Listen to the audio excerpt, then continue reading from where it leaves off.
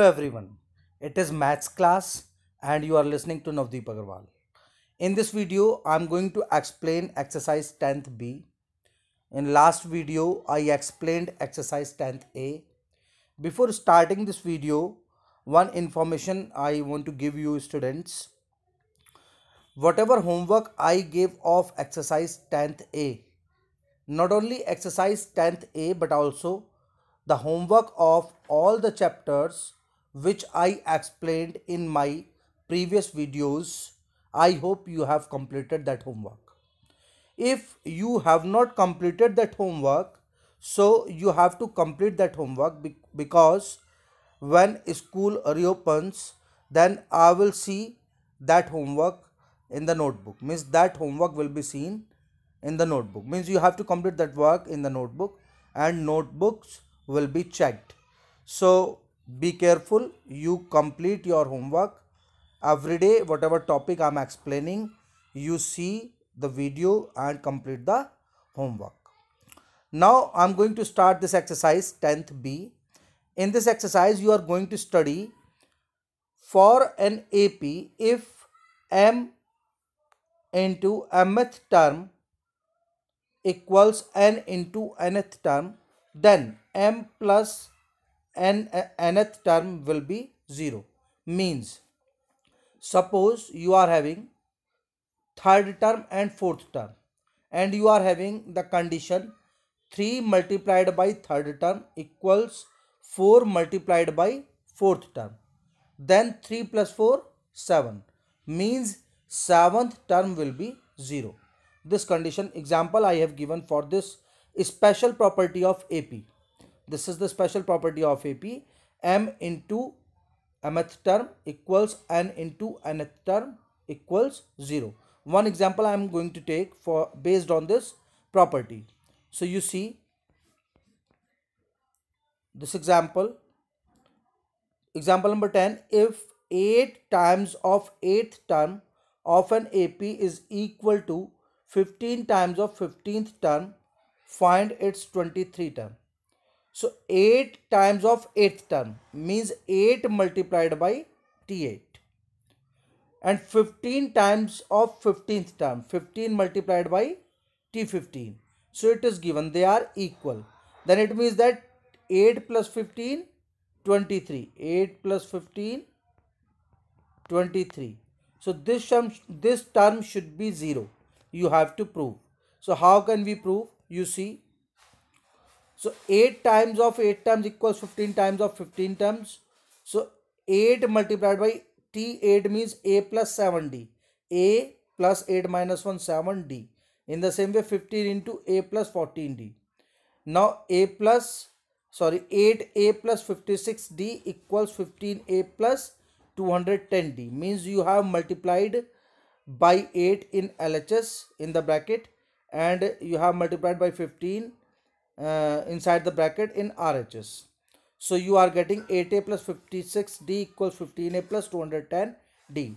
Now the terms having D you take on one side, terms having A on one side.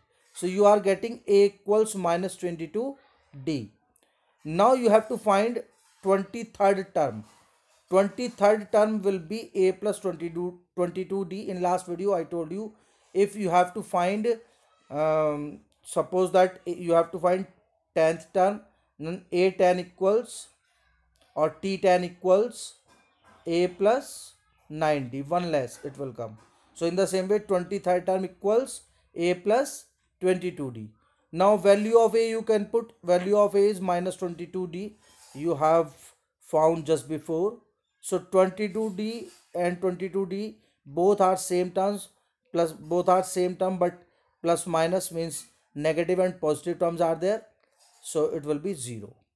So like this you can solve the questions based on this special property. Now some more examples are coming. Example number 11. Find the number of all natural numbers between 20 and 80 which are divisible by 3. Now what you have to do in this question, between 20 and 80, how many numbers are there which are the multiples of 3? You have to find that number of numbers, means number of multiples of 3 between 20 and 80 you have to find. So first of all, between 20 and 80, first multiple of 3 is 21 and last multiple of 3 between 20 and 80 is 78. So 21, 24, 27 and so on, and last is 78. So 21 to 78, how many multiples are there? From 21 to 78, how many multiples of 3 are there? You have to find. So last term is given. Last term is 78. So L equals A plus N minus 1 into D. In last video I told you, you can apply in place of L, you can put 78. In place of A, first term is 21, you can put. In place of N, N will be there because we have to find. In place of D, common difference is 3 because these are the multiples of 3. Then two consecutive numbers, difference of two consecutive numbers will be 3. So you can solve it. So 78 minus 21, 57 it will come. 3n minus 3, 57 plus 3, 60. 60 divided by 3, 2. 20, sorry. So required number of terms 20. So from minus 1 to 78, total number of multiples of 3 is 20. So like this you can find. Last term is given. So apply the general formula, means nth term formula you can apply. Next example is 12. How many whole numbers are there each divisible by 7 lie between 200 and 500? It is same, exactly same question just before I explained example number 11. In the same way you can do. Now between 200 and 500 you have to find the multiples of 7. How many multiples of 7 are there? Whole number they are asking. How many multiples of 7 you can find? Now one question is there, how can we find the first multiple of 7 and last multiple of 7 between 200 and 500? So you can divide first number 200 by 7 and convert it into mixed fraction, 28 whole 4 upon 7. In the same way you divide 500 by 7 and convert it into mixed fraction, then it will give 71 whole 3 upon 7. Now what is the benefit by doing so? So you can see here 28 whole 4 upon 7 is coming. So first multiple of 7 will be 29th multiple. Means whatever number is coming in mixed fraction in whole, 28 whole. So 28 is coming. So its next number you will take and you multiply it by 7. So 29th multiple, it will be the first multiple of 7 between 200 and 500. In the same way, here if you want to find last multiple, then next number you don't have to take, the number which is in whole, 71 whole. 71 is in whole number. So this 71 multiplied by 7. So last multiple will come between 200 and 500. So you have to keep in the mind, if you are finding first multiple, then 28 point something it is coming, means 29 you have to take.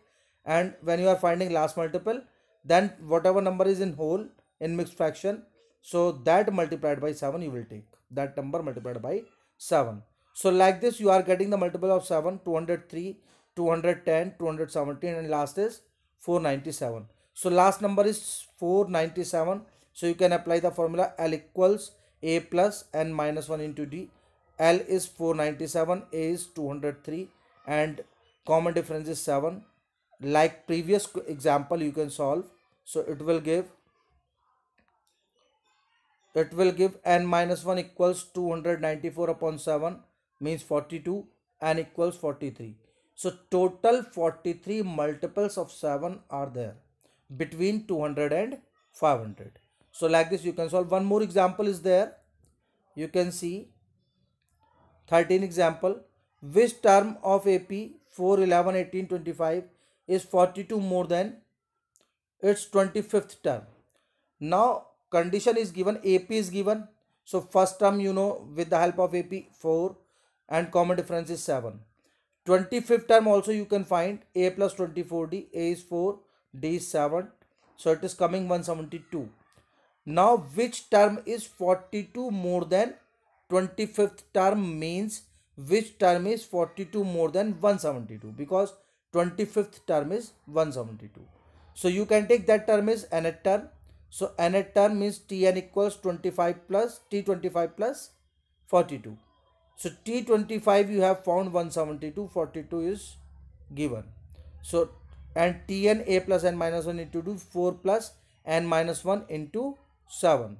So with the help of this equation you can simplify this and you are getting 7n equals 217 and n equals 21. So sorry, n equals 31. So 31st term is the term is required term, or you can say is the term which is 42 more than 25th term. So such type of questions you are going to get in exercise 10th B. And I hope you have understood all the examples and this is special property of AP. So you can do all the questions of exercise 10th B today. And as just while starting the video I told you, you have to complete the homework of all the chapters which I explained in previous videos, and you have to note down that homework in the notebook. That notebook will be checked when school opens. So thank you and have a good day.